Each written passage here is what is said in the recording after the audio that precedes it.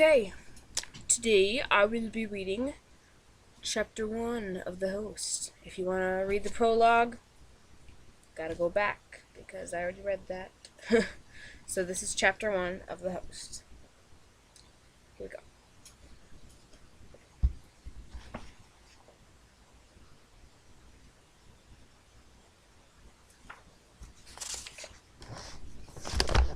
Remembered. I knew it would begin with the end, and the end would look like the death to these eyes. I had been warned. Not these eyes. My eyes. Mine. This was me now.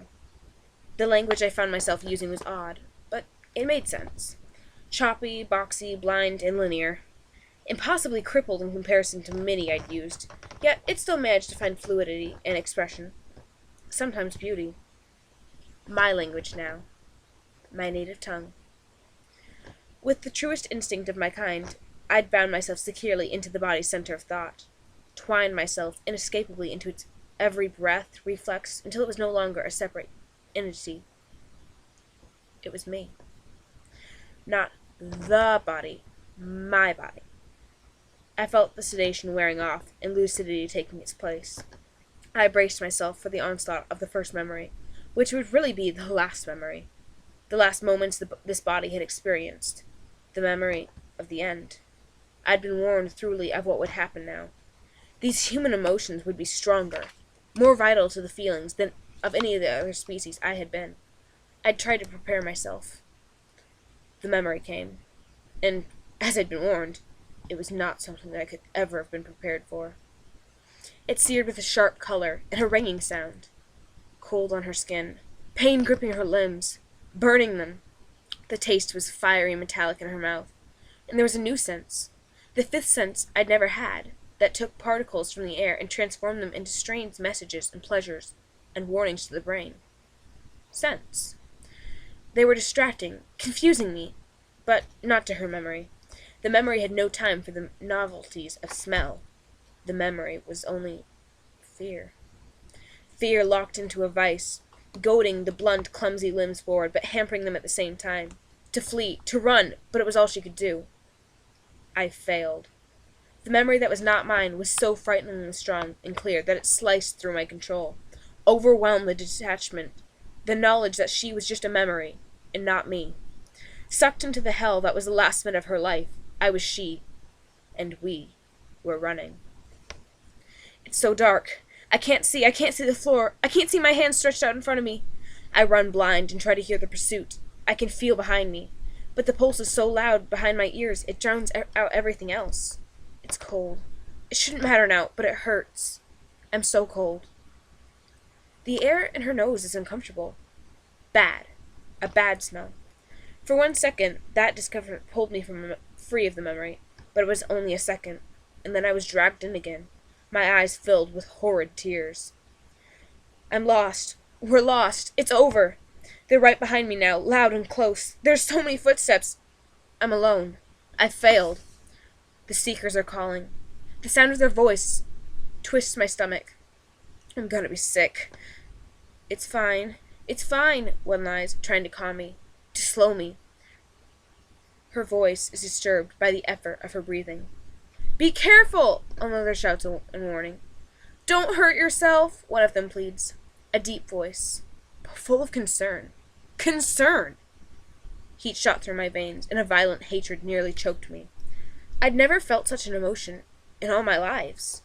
For another second, my revulsion pulled me away from the memory. A high, shrill keening pierced my ears and pulsed in my head. The sound scraped through my airways, and there was a weak pain in my throat. Screaming, my body explained. You're screaming. I froze in shock, and the sound broke off abruptly. This was not a memory. My body. She was thinking, speaking to me. But the memory was stronger. In that moment, my astonishment. Please, they cry. There's danger ahead. The danger is behind, I scream back in my mind. But I see what they mean. A feeble stream of light, coming from who knows where, shines on the end of the hall.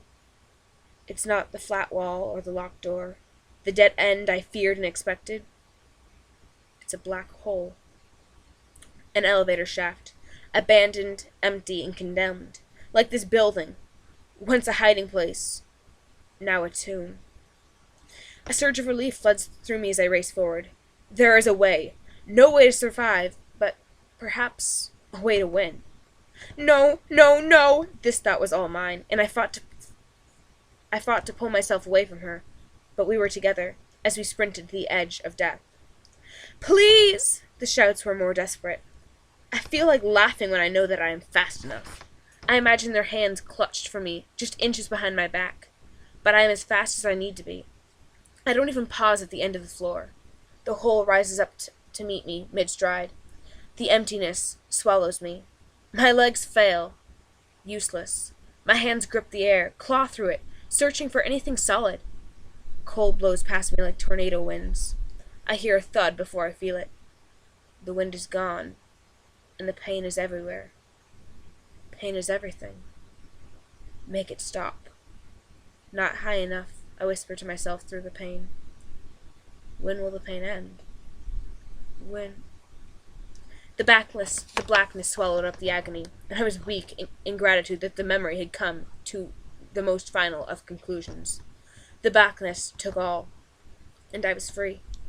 I took a breath to say to myself, as was this body's habit, my body. But then the color rushed back, and the memory reared up and influmed me again. No! I panicked, fearing the cold and the pain, and the very fear itself. But this was not the same memory. This was a memory within a memory. A final memory. Like a grasp of air, yet somehow even stronger than the first. The blackness took all but this. A face. The face was as alien to me as the faceless serpent tentacles of my last host body would be to this new body. I'd seen this kind of face in the images I'd been given to prepare myself for this world. It was hard to tell them apart, to see the tiny variations in color and shape that were the only markers of the individual. So much the same. All of them. Noses centered in the middle of the sphere, eyes above the mouths, below, ears around the sides, a collection of senses, all but touch, concentrated in one place. Skin over bones, hair going on the crown, and a strange furry lines above the eyes.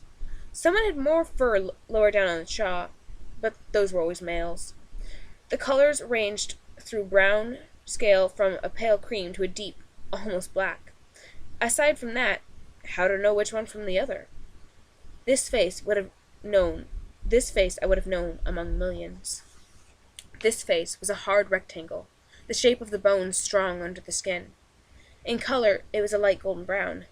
The hair was just a few shades darker than the skin, except where the flaxen streaks lightened it, and it covered only the head, on which the fur striped above the eyes.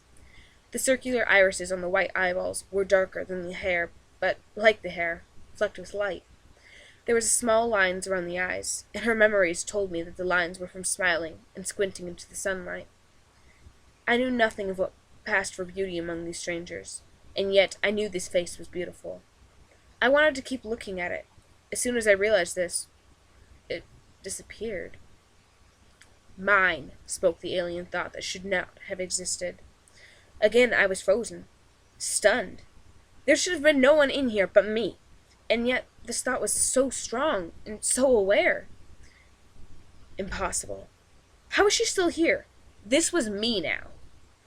Mine, I rebuked her, the power and authority that belonged to me alone flowing through the word. Everything is mine. So why am I talking back to her? I wondered, as the voices interrupted my thoughts. That is the end of chapter 1.